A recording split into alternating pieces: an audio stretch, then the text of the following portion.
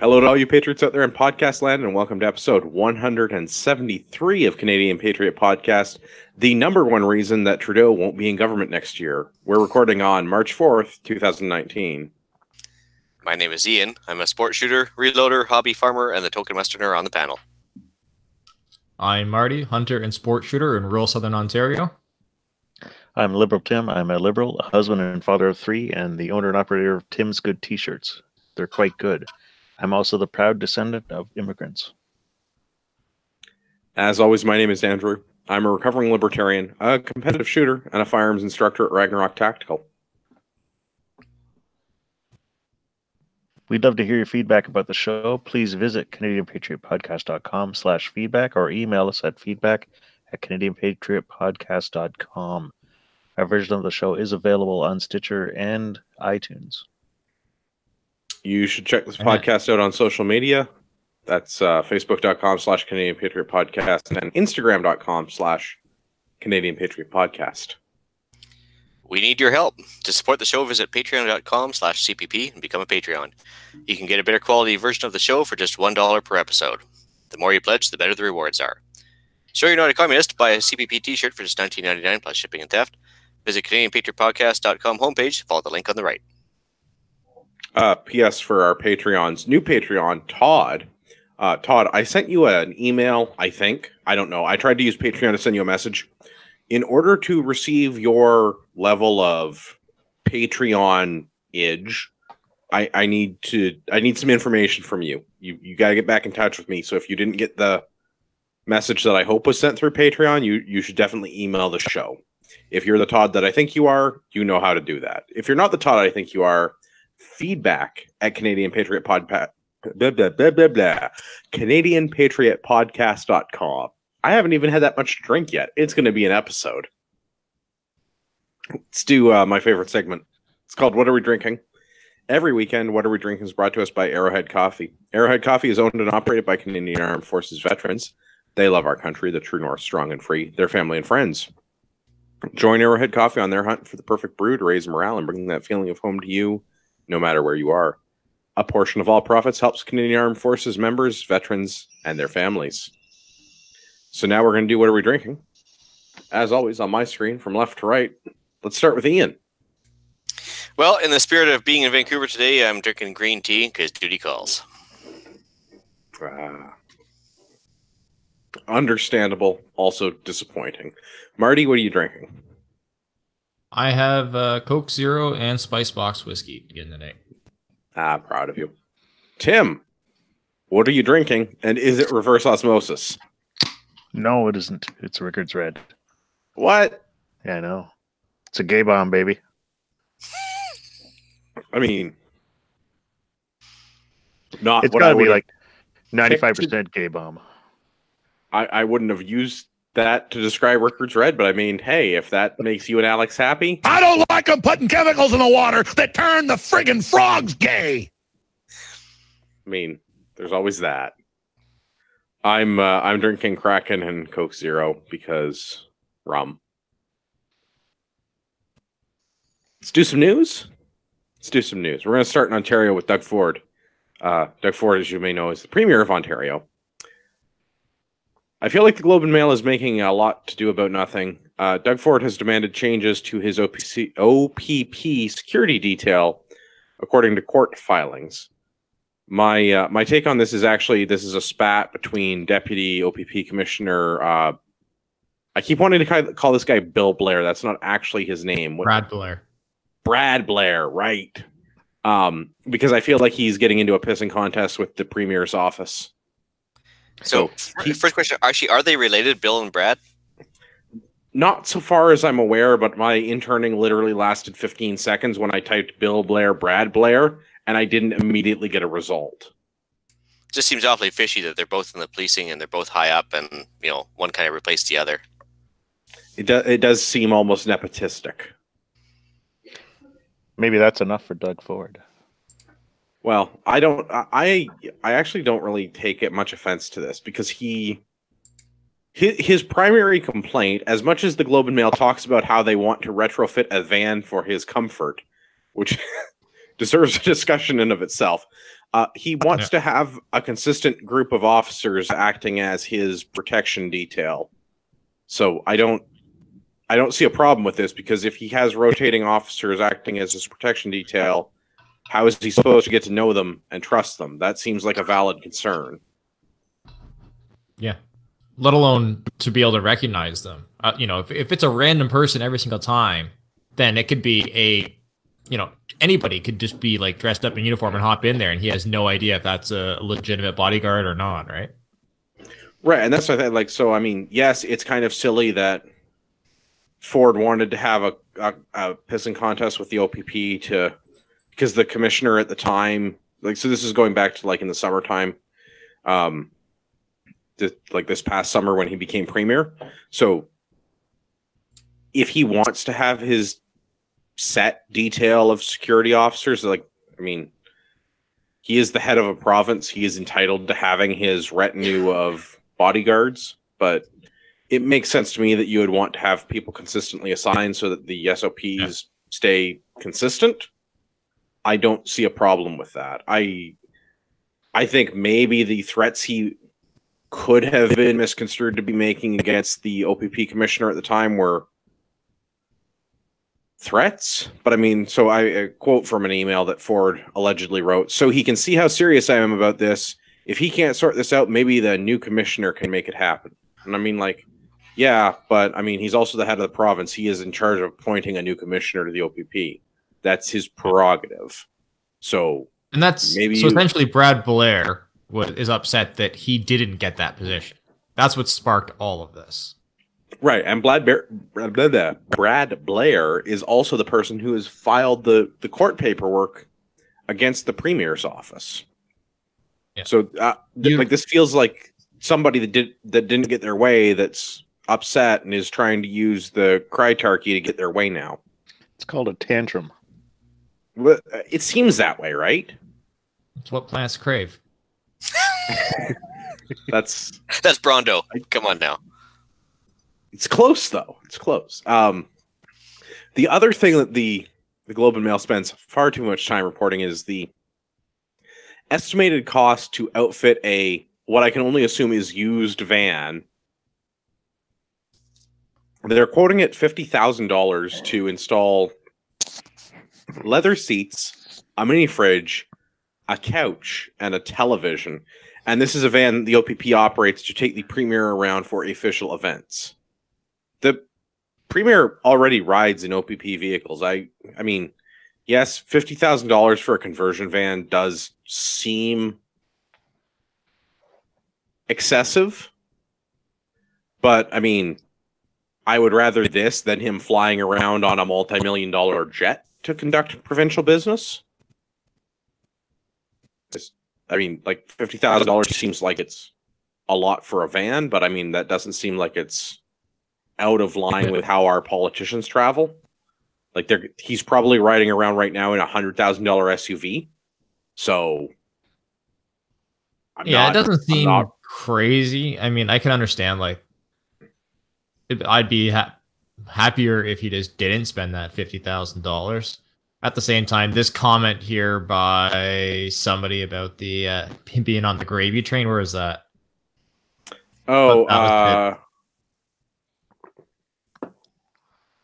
Yeah, who said that? I know what you're talking about.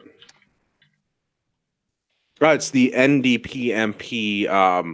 Totally going to butcher this name, Taras Nishak. Yeah, he's the guy saying that it was wildly inappropriate because the government is implementing budget cuts elsewhere, and it's the gravy train for Ford.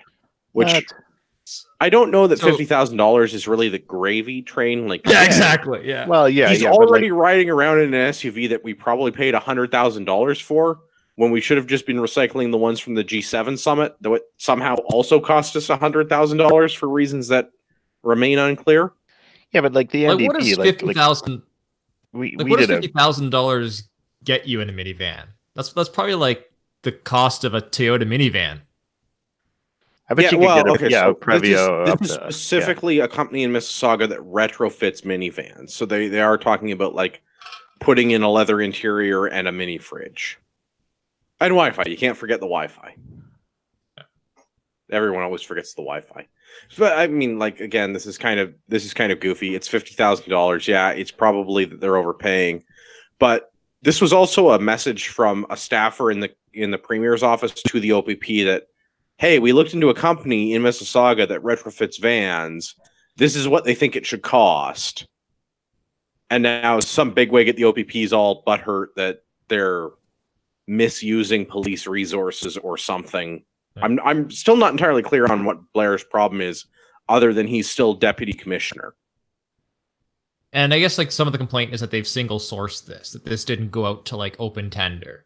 But at the same time, it's $50,000. The cost of doing an open tender, just in terms of government resources, is likely more than the $50,000.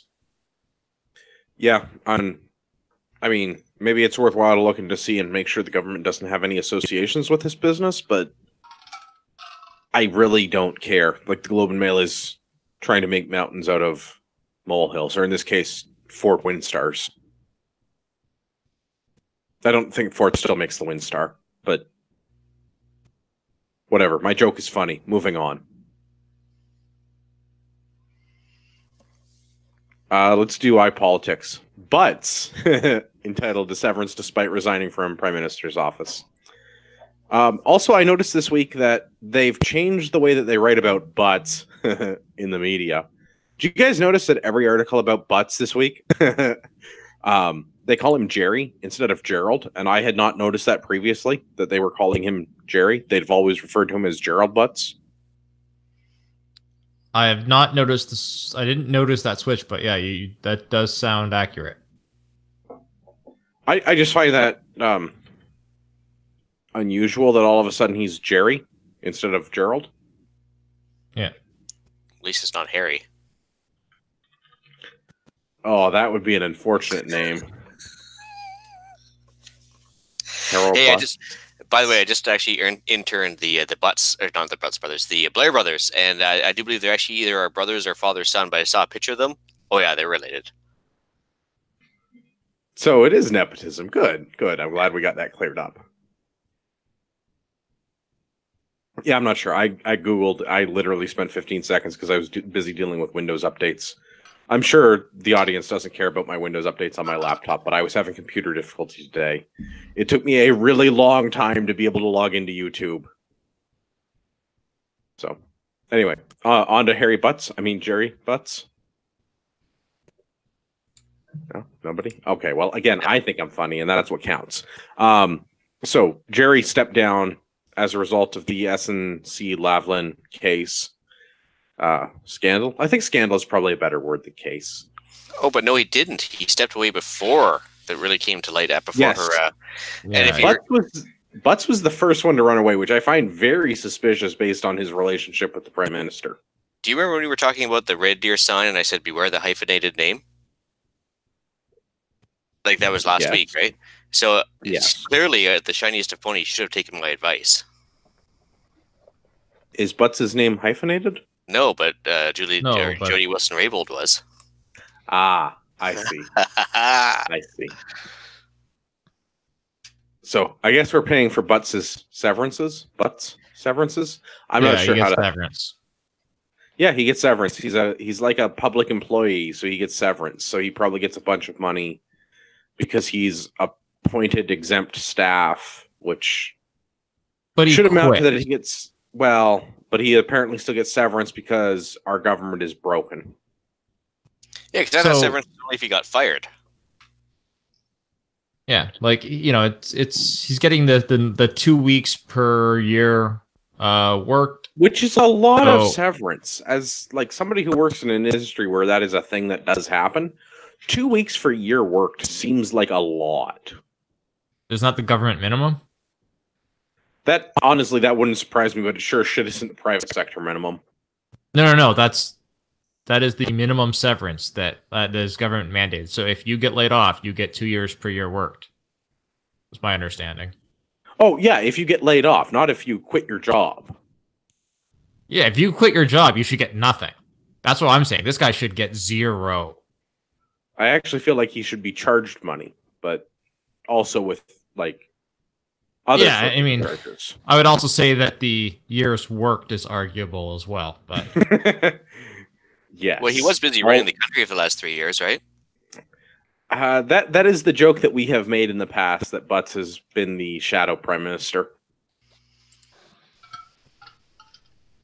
I don't know how accurate it is, but I like to imagine that he was the one that was telling Trudeau what to do. I have noticed that Trudeau has gotten worse in the last 2 weeks with his very minimal public appearances.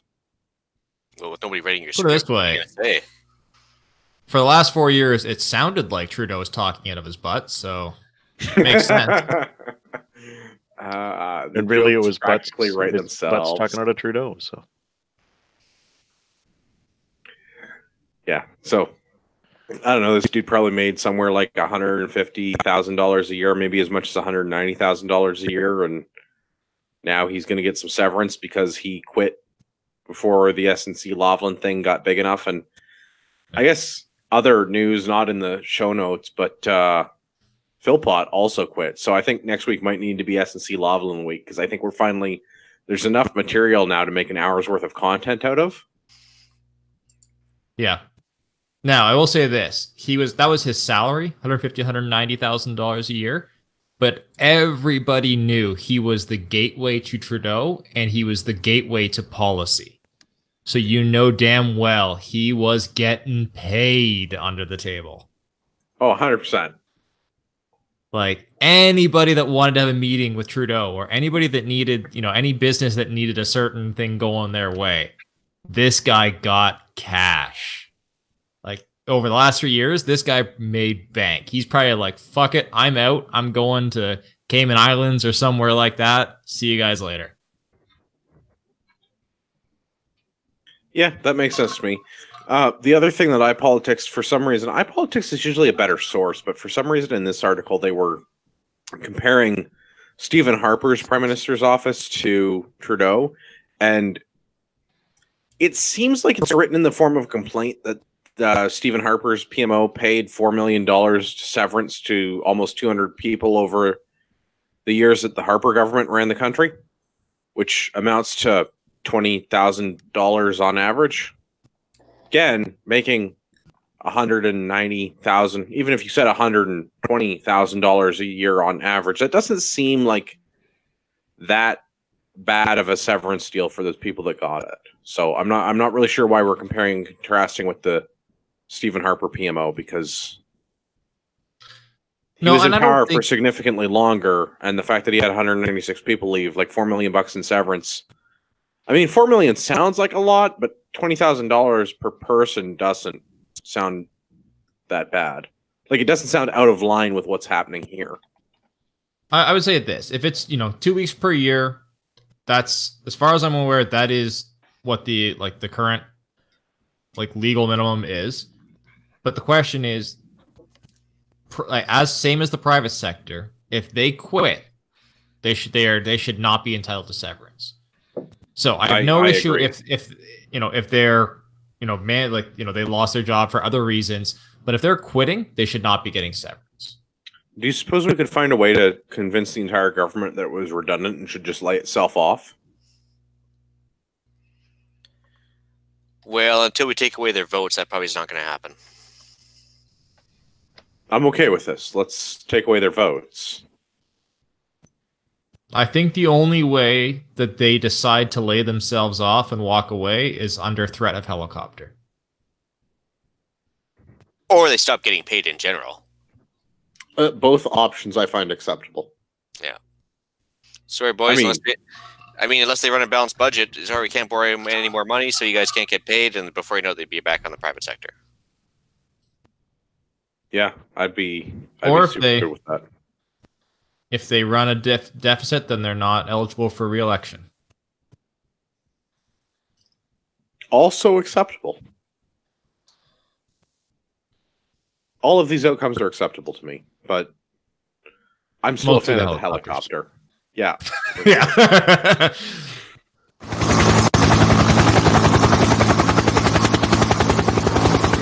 There it goes now. I think at this point we need a Chinook, though, or at least something bigger. I mean, it could be, but also I found this old drop. Get to the chopper! Haven't got to play that in a while. Let's look at the National Post. National Post article. Harper government passed a measure 13 years ago to catch liberal scandals. It worked perfectly. Do you know what my favorite part about this article is? How badly it's written? No, that the conservatives put in this law to catch scandals, and then the National Post just assumed it was to catch liberals. Okay, I like that because I was kind of going the same place with it, so that works for me. Because the Director of Public Prosecutions Act, introduced in 2006, was not aimed specifically at liberals, although it was the result of the sponsorship scandal. So it stands to reason that liberals have been caught yet again doing something they shouldn't be. Because for some reason they keep doing something they shouldn't be, although the media keeps comparing them to Mike Duffy, who, how many tens of thousands of dollars did Mike Duffy screw us out of? Like 10, 20,000? Rookie numbers. 100,000? Like, I forget. I think it was in the. Well, there's somewhere in there. a distinct lack of a horse for Libyans too. I mean, there wasn't a whole lot of yes, we definitely didn't buy Gaddafi's sons a lot of hookers as a result of the Duffy thing. So actually, in any event, you guys talked about that last week? No, we have not really talked much about SNC Lavalin, and I think we should use this as the teaser for next week. I think we should do a show next week on SNC Lavalin.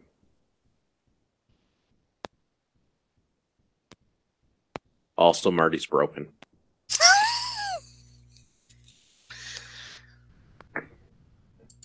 Marty? Yes? Do you want to say whatever you were saying again and try not to have your pigeon die? Maybe. So my question on the $30,000 worth of hookers is there been a breakdown of that? Like, was it a lot of really ugly hookers for cheap? Or was it Well, I don't think the itemized lap dances very high end? Yeah, I don't think the itemized lap dances are handies by itemized receipt. I think it's more of a generalized, general fee. I would think. I mean, I don't think even the liberals would be that dumb to itemize the receipt. Didn't they issue public tender? Well, I don't think they did a competition for vendors or anything, or like a procurement program. I don't think they did anything like that. So maybe they should. You want to make sure you get the highest quality. Yeah. And I mean, they should have done a gender-based analysis on this as well. So we should be able to look that up. If you're not going to do that, you should at least do it the same way as the military procurement. Like, at least get it by the lowest bidder. Well, at the very least, they should have a gender-balanced supply of hookers. I mean, all 58. Don't encourage our government. I mean, at this point, they would. They would. You get a transgendered hooker, and you get a bisexual hooker, and you get a two-spirited hooker, and everybody gets some sort of weird hooker. Yeah, and you get the pansexual. Yeah. Oh, okay. Yeah, I mean, not my idea of a good time, but hey, I'm not a liberal, so yeah. Anyway, back to the article. Yeah, back to the article.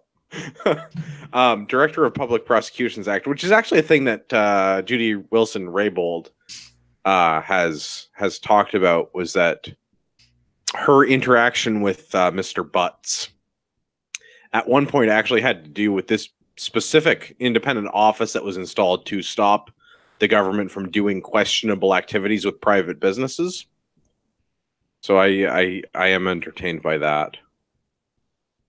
Also, again, I find it odd they refer to him as Jerry instead of Gerald Butts, but hey. Maybe he wants to make him seem more human or more personable, more approachable now that he's out of the office.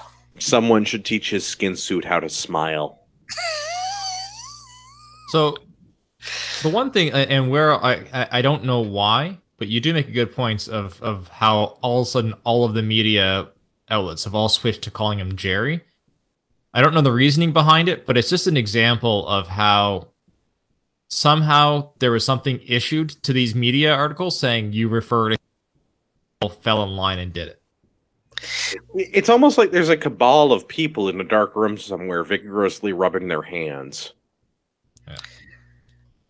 Well, just like this article that said that they want to get mad about this thing, but they just can't. It's like amazing what buying out the media will do for you, right?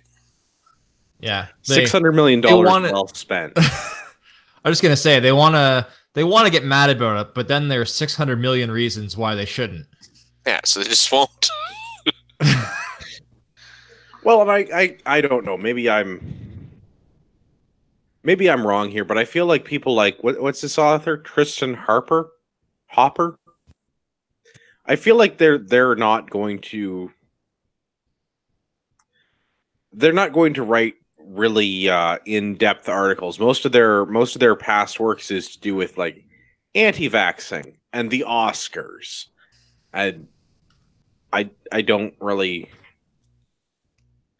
I don't put a lot of stock in these journalists. I hesitate to use that word. We've talked about my feelings on journalism before in this country, and I find these people wantonly lacking in their chosen career.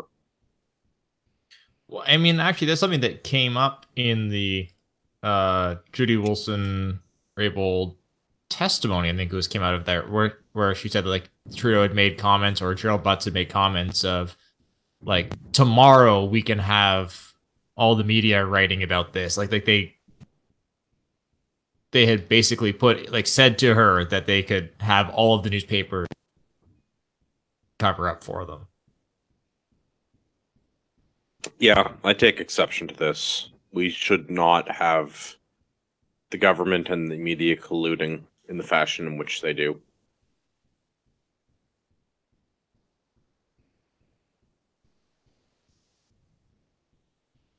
Anyway, Agreed. Onward and upward. I have nothing else for this other than good job for Stephen Harper for doing something that keeps catching liberals and doing the wrong thing. And that's why he continues to be literally Hitler. Well, I mean, that and the fact that he's also Hitler. Yeah. Oh, no, wait, that's not a fact. That's just a thing that keeps getting reported. Global news. Ottawa wants to help millennials buy homes. RBC says there is no magic bullet. This just in, water wet. There is a magic bullet, actually.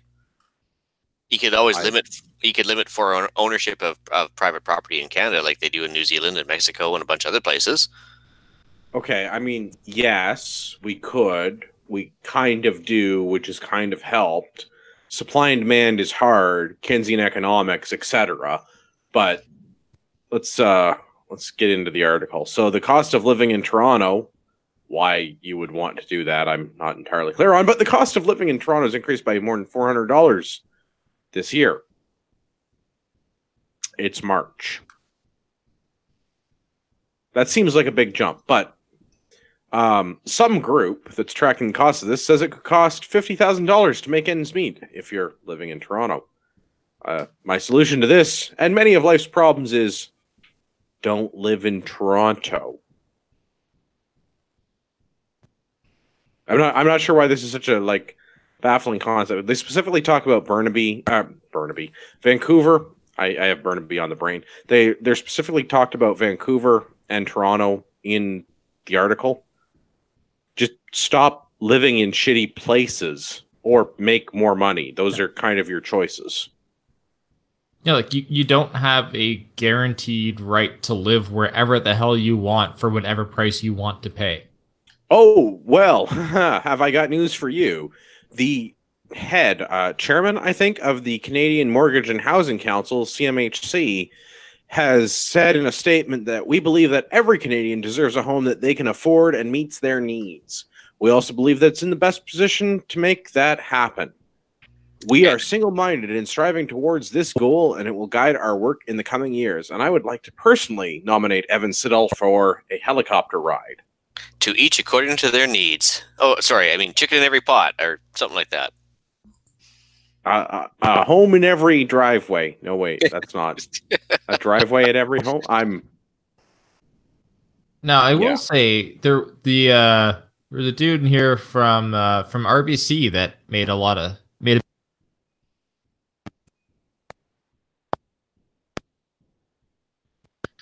You know, Can't tell if The Marty government- got broken or. Sorry, say again, God Marty. damn it. Yeah, there's talking about dude from RBC commenting about the fact that, you know, if the government steps in and tries to do something, they're just going to increase demand in a market that can't meet the current demand. 100%. I mean, I disagree with their assessment. I think it was the RBC guy as well that was talking about like alternative housing styles. Yeah. But RBC guy is not wrong. Basic Keynesian economics, supply and demand. There's a finite amount of land. There's only so many houses that already exist on that land. There's only so many more that we can put onto it. And the solution Here's is an not more idea. government. Here's an idea to bring the cost of the housing down. What if you charged property tax rates in Toronto the same as the rest of the province? No, you can't do that. No one will be able to afford to live in Toronto. Oh, wait. Hang on a second. Or the property values would then drop because people wouldn't be looking to live there. Everything balances itself out. It's almost I like mean, okay. So it's Sorry. almost like government meddling in the market has caused this issue to begin with. like I said, it's almost like the solution is less government. The solution to most of life's problems is less government. And in this particular case, less Toronto. To a lesser degree, less Vancouver. But the whole thing comes down to really, really basic Keynesian economics. It's a supply and demand problem. Allowing millennials to get favorable mortgage rates or adding 30-year mortgages or giving them interest-free loans or giving them some sort of waiver on their down, like all of these things are bad ideas, like really, really bad ideas. Like I can't emphasize enough that these are terrible ideas. The solution is not to allow people that can't afford homes to buy more homes. The solution to this is to stop living in places like Toronto.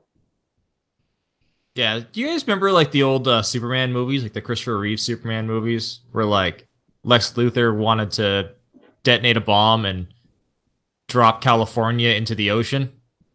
Yes. Yes. Great idea, by the way. Yeah, like I look back and I'm like, that guy was the hero of that movie. and we need one of those guys in Toronto. Just break it off at like Highway 7 or maybe a little further north, Woodbridge. Like, what are we talking? Just drop it into the harbor. Just Steals? I don't know. Like, pick a spot that you like. I don't really care. Oh, we got Wonderland on the ocean front then. Fine by me. I don't like Toronto. There is a figure at which you could pay me and I would work in Toronto, but that figure would be enough that I could afford a helicopter to commute to and from that shithole. Like, I don't understand why people want to live there and why you can't afford housing. Like, and I don't understand how millennials are affording to live there because you can't be a Starbucks barista and afford to live in Toronto. I don't understand how you do that. That's why they all and that's ran. what's yeah, and that's where this article, like these people, these Starbucks baristas, are now asking the government to help them out so that they can afford to live there. Leave. Hard pass. Like, go to a place where you can work and afford to. They don't even have all dressed chips in that shithole. I mean, they probably have all dressed chips in Toronto, but this is what happens when Marty cuts out. And CMHC too. I Marty's mean, still broken. what are they doing in No, involved- I'm just quiet. Yeah, why are they trying to make cheaper housing in general? Like CMHC is more about mortgages and stuff. Why are they trying to enable more bad behavior? Well, and that's my problem with all of this is we should not be enabling bad behavior. We shouldn't be enabling people to be house poor. If you can afford a home, I am all for that. If you can't, then you maybe just stop being Starbucks baristas in Toronto. Like because I honestly I don't know how you live in Toronto. I know somebody that lived in Toronto at one point, like lived like right downtown Toronto and worked what was effectively a minimum wage job for a not-for-profit, and they lived in a 400 square foot apartment. I don't even understand how that's like I don't get it. I can't comprehend living in that sort of a situation where you would want to live in downtown Toronto, effectively make minimum wage, and live in a place that you can touch all the walls at the same time. I don't get it. So, like, the problem is, though, is if we give the advice that they move out, then they spread their idiocy across this country. Right. Whereas Which if is we kind let of them all gather and congregate in Toronto, then as soon as we find the hero that is the Canadian Lex Luthor and dumps it into the harbor, then we effectively solve the problem. And I'm on board with this. I mean, I've contended before that we should make a wall around Toronto and to keep Toronto people inside, because I don't want them getting out and ruining the rest of the province. A waterproof wall, yes, or a dike, per se, and then just flood it. I think, again, we've talked about this before, that yes, that is the ultimate solution to the Toronto question. Vancouver, I have different ideas for, probably actually just sliding that right off into the ocean. Same as what's going to happen to California someday. I don't care about these people. That I really don't. Like, if you want to work an entry-level job and live in a crappy 400 square foot condominium in Toronto, that's go nuts. But like, leave the rest of us alone. Yeah, they don't live the same lifestyle as the rest of us. I mean, they don't have any. They probably just get takeout every night. They probably don't have a can of beans in their closet. I mean, they're certainly not gun owners. I mean, they're just a different, complete set of people in general. That's why they all vote, differently than the rest of, the average person. Right, and to that end, I'm like, I encourage them to stay in these large urban centers like Toronto and Vancouver and not rely on anyone except the state, and not be prepared to take care of themselves in any capacity. Right. Because I really hope that we experience the great die-off and the problem just goes away. Yeah, and I'm fine with that. And I'm fine if they want to do that and vote their way. And I think the problem is that they're asking me to pay for it. They're asking you guys to pay for it. Oh, and this is where I take exception to this, and I have the same problem with the communists in the city in which I live. I don't want to pay for their subsidized housing, and I sure as shit don't want them building high-rises, because I live in the place I live to not have to deal with that sort of nonsense. So, yeah, I don't know what the solution is, but it is not to give millennials more access to the ability to purchase homes which they cannot afford. We've already given them educations which they can't afford. We don't need to also subsidize their housing. My house is expensive enough. I don't need to pay for someone else's. Fuck these people.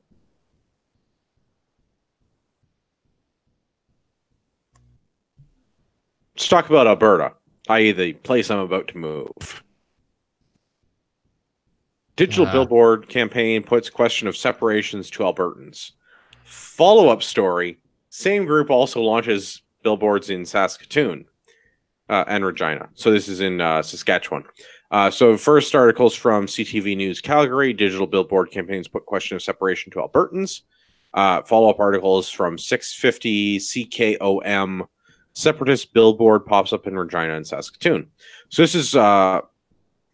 this is from an umbrella organization called Prairie Freedom Movement.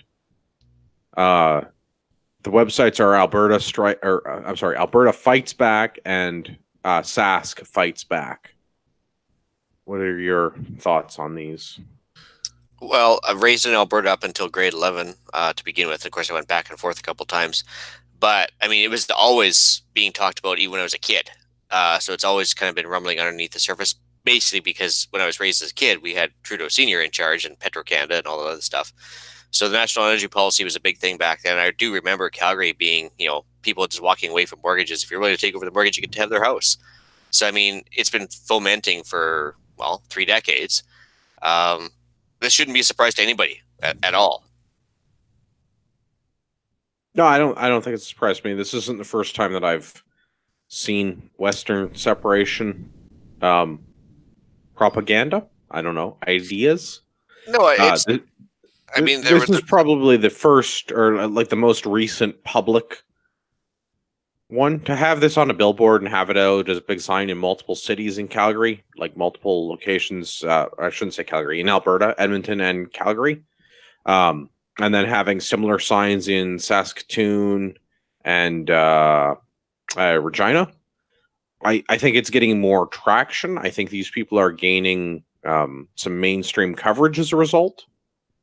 Yeah, the Alberta Separatist Party had a few seats, like candidates being run in the elections back in the 80s.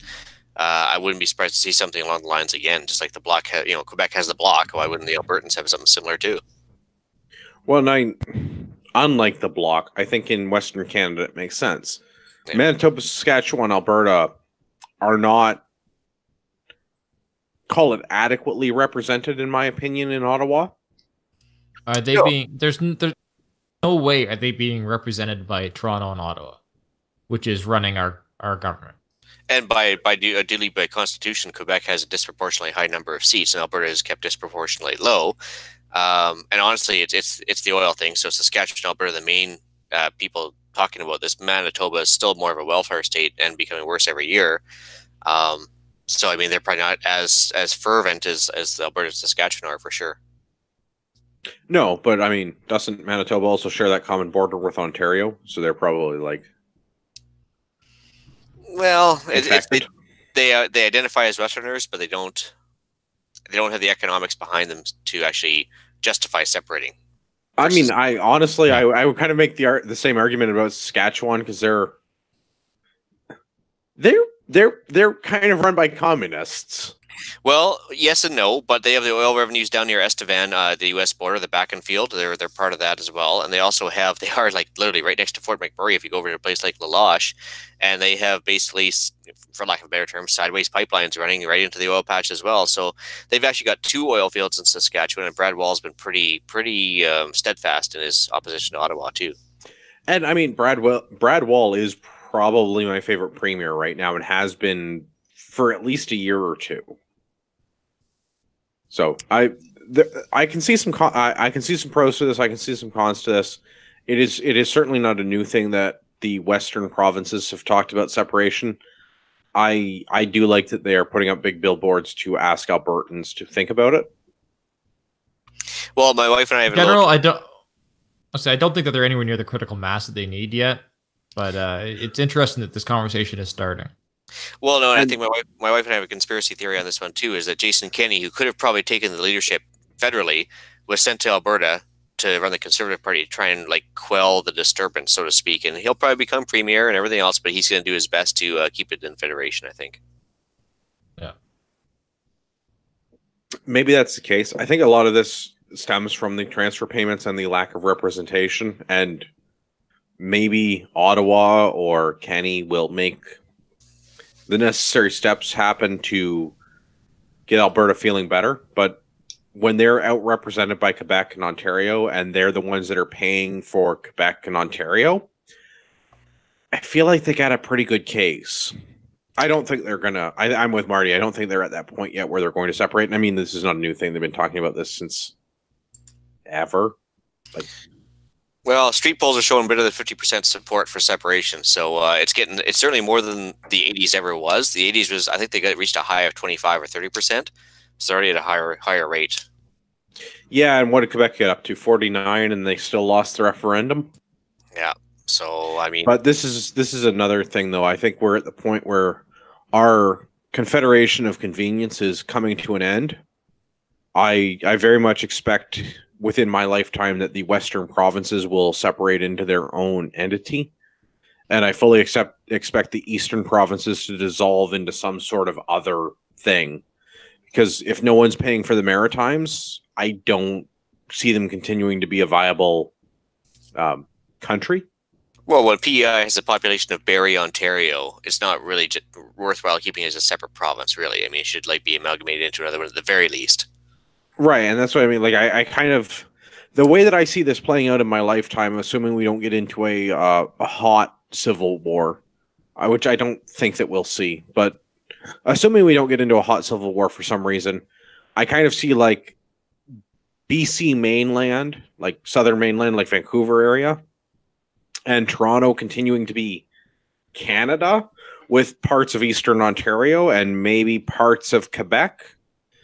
Quebec being its own thing, the Maritimes being its own thing, the nation of Western Canada, whether that includes Manitoba or not, I'm not sure. And the rest of BC being part of that.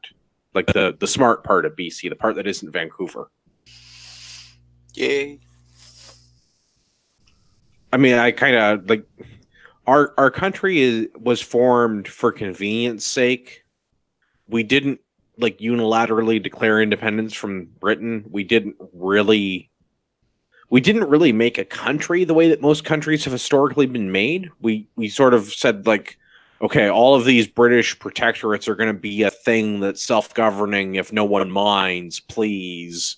If it pleases the crowd. We sort of formed that, and Alberta had to pay for it.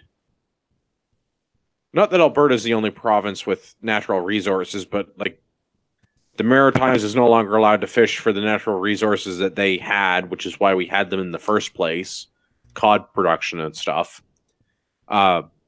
Quebec is busy being je ne sais quoi, and Alberta's paying for everything that's going wrong in Ontario. So, well, now the oil revenues are down. All they're doing is borrowing money to pay for Quebec. Yeah, so I kind of expect to see that within my lifetime we're going to see a dissolution of the Confederation. I support that. I don't. The Confederation of Canada was not a great idea. It wasn't a terrible idea, but it wasn't a great idea, and it was very poorly executed, in my opinion. So seeing the dissolution of this country into a more manageable set of nation states, I think makes sense. Toronto will likely be New Canada, or some other thing where it's self-governing, and I'm fine with that because Toronto really shouldn't be deciding the outcomes of the rest of the country. No argument here. Yeah, so that was dark. Sorry, guys. Don't mind me just talking about dissolving the country in which we live. That's a big place. I didn't understand any of that. Good enough. Okay, moving on. The most Canada story to ever happen from the global news. No thefts reported after Kingston grocery store accidentally left open on Family Day. Well, they probably saw that giant old prison in Kingston. They didn't want to go there, so nobody messed with it. I don't know. This is a pretty Canada story. I thought that a Food Basics in Kingston on Barrack Street was accidentally left open. Management forgot to lock the doors when they left for the day before Family Day. A number of shoppers went about their business, shopped, tried to even pay for their groceries in some cases, and nothing was reported damaged or stolen. Various patrons that Global News interviewed chalked this up to being that it was a local grocery store where the patrons all shop there regularly, so they know everyone and they wouldn't do anything untoward. I actually think that this is just more of a this is how most of Canada outside of Toronto and maybe Vancouver operates. I'm going grocery shopping. Oh, there's no one here. I guess I'll leave $5 on the till. Or in the case of one patron, I'll come back tomorrow because I didn't realize it was a holiday. Yeah, one patron did all of their grocery shopping, took a list of everything they bought, came back the next day, paid for it. And I mean, to be fair, that patron was elderly and a regular patron of the store, but this strikes me as being a pretty Canada thing. I can't think of a place, with the exception of maybe Toronto and Vancouver, where this wouldn't happen. Maybe there are large cities in Quebec City, Montreal. Maybe I can think of neighborhoods where this would not be the case, where people would like ransack the grocery store because they realized the staff wasn't there and they left it open. Yeah, I think you hit, like, I think you nailed it when you said outside of Toronto, like certain cities. I think this is pretty well standard. Like, I'm not surprised by this in any way. If that were to happen in my community, this is exactly what would happen. Yeah, this would be at our grocery store where I frequently shop. if there was no staff there, I mean, I don't know how I would honestly tell it was different than any other day, because there's usually like 2 cashiers. I see all the people that work at the grocery store. I know who they all are, more or less. They recognize me and the other 20,000 people that shop there. I honestly, I'm not sure how many people actually from my community shop there, but we don't have an abundance of grocery stores where I live. There's only like 4 or 5. So the whole town shops at those 4 or 5 grocery stores. If it was the Zehrs in town, I still feel like I could have gone through the self-checkout and my shopping experience would have been exactly the same as any other day of the week. But Yeah. I live in small town Southern Ontario, so what do I know?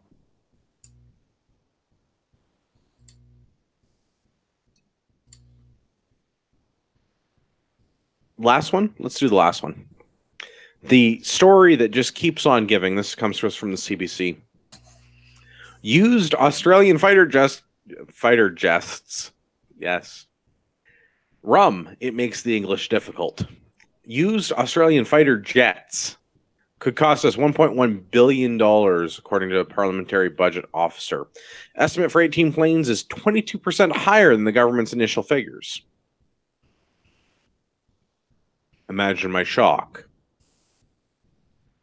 Well, yeah, as a campaign promise and everything else, or just as initial taking the office promise, it seemed a cheaper option, but it's not. I mean, I don't know, you're not going to save any money by buying used stuff and fixing it up. No, and this comes like there are quotes in here from the Parliament's budgetary officer. The D&D estimate for this was rounding up, call it $900 billion. Giroux, the budget officer for Parliament, has a statement saying that this is likely to be between 1.09 and 1.15 billion. Giroux said the estimate, the two estimates differ based on based on the difference with upgrades to bring these jets into Canadian standards, which, as I understand, has to do primarily with the avionics packages that are used. But I mean, that's still a significant amount of money. Giroux's explanation is that likely the difference is the $1 billion is a perception number. Things that are less than $1 billion generate less public concern than things that are more than $1 billion. $999.99. Yeah. Water, wet, sky blue, people bad at math. Like, yeah. So it's $900 million versus 1.1 billion, whatever. Adults can figure out the difference, but I guess the average consumer can't, because 95 at the end or 99 cents at the end is a big difference. Because if something is $99.99, it's more likely to be purchased than if it's 100 even dollars, even though we don't actually have pennies to make up the difference any longer. So, the other thing that I found that was odd with this was the notion of extra funds known as contingency should be set aside. I'm not sure that we need to explain contingency, but I guess for the sake of the people out in podcast land that aren't familiar with this concept, contingency is what you put in a budget when you may have cost overruns that you can't foresee at the beginning of the project. Like if you buy this is an incredibly common practice, because contingency is usually calculated as a percentage of your overall project. Depending on the scale and scope of your project, it's normally between 10 and 20%. Various factors may alter that, but in general, you put aside money for things you didn't plan for. I'm not sure why the CBC is reporting this as like a magical new thing that no one's ever heard of. I assume that's their $600 million at work. Possibly it's Defense Minister Sajjan being up to his regular explanations of things to the media.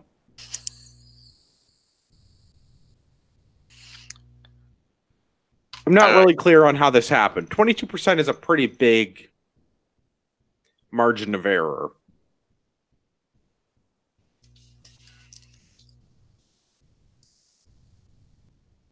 Anyway, F-18s, the gift that keeps on giving us news. Yeah.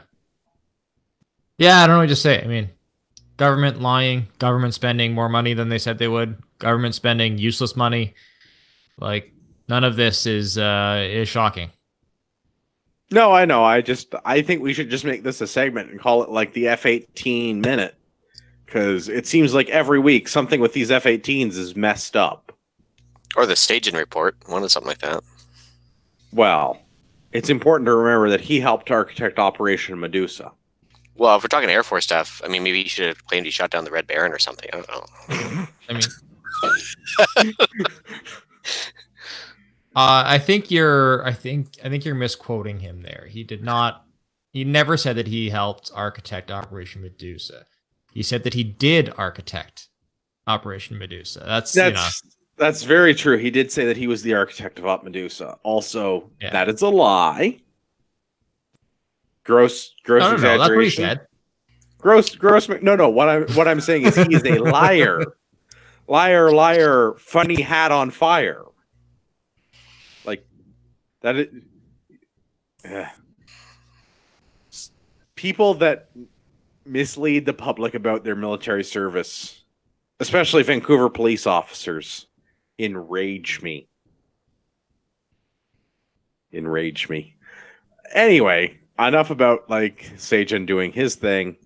No rapid fire feedback this week. It has been a very quiet week here at CPP headquarters. If you'd like to get in touch with the show, you should do that by sending us an email at feedback@CanadianPatriotPodcast.com, or you can send us an iTunes review. I would love to read an iTunes review. And if you leave a 5-star review, you should suggest to Gavin what he should drink for an episode. As I understand it, he's currently visiting Miami, and eating Cuban food. So it's entirely possible that he may have rum, which to describe on the next episode. Let's do the outro, I guess. Ian, where can everyone find you on the internet? Well, you can find me at theislandretreat@gmail.com for an email address, and you can also find me on another podcast, the Copycat CPP, Canadian Prepper Podcast, is now on iTunes and YouTube. Check out my channel, The Island Retreat. You'll see us before we post it on iTunes podcasts. Nice. So you guys have also adopted the Google live stream then? We certainly have.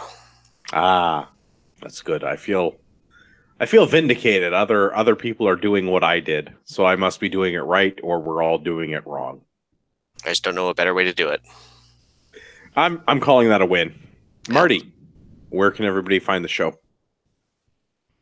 As always, they can find it on the social medias. They can go to the website, CanadianPatriotPodcast.com/feedback, or email us at feedback@CanadianPatriotPodcast.com. All right. Everybody knows this part. The rules are simple. One person from BC at a time. Rod Giltaca, Canadian Coalition for Firearms Rights. If you want to be on the show, you need to best Ian in some sort of a bout of, I don't know, a contest of some sort. Virility? Masculinity? Arm wrestle. Toxic masculinity? Yeah, arm wrestling. Hey, even a goatee beard trimming contest. I don't know. We'll do something. That's right. So, Rod, if you want to get on the show, which you do, we all know that. I get the mail. You need to best Ian in some sort of a contest and claim his seat as your own. Oh, I forgot to talk about me. I'm me, obviously. I'm Andrew. I'm your host this week, just like I am every week. And by host, I mean the guy that has to edit the podcast and put out last week's, because it occurs to me that I started editing it and it's sitting open on my other computer here, and I have not yet actually finished editing it or publishing it. And by editing, I mean converting it to MP3 and putting the bumper music on. But anyway, as always, I'm your host, Andrew. You should check out RagnarokTactical.ca. If you're listening this far, you should use the code Patriot at discount. You will save some money. It will make me feel better because I'll sell some stuff. You'll buy some stuff. You'll save some money. It's like a win-win situation. And whatever money you spend now helps put my kid through college in 20 years. So I would really appreciate that. Did we miss anything? No, I think that's it. Time to say the catchy catchphrase For all of our listeners out there in podcast land, I would like to remind you that you are the true North, strong and free.